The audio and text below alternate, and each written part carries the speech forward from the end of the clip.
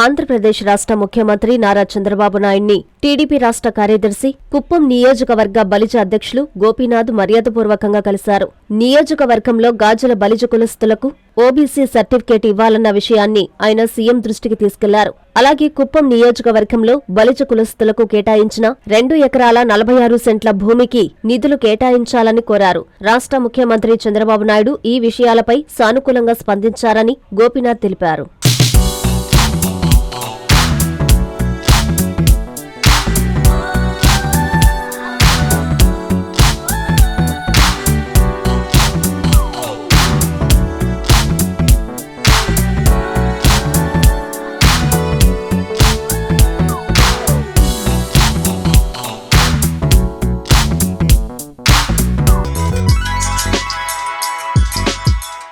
Hi Nilor, please subscribe to N3 TV.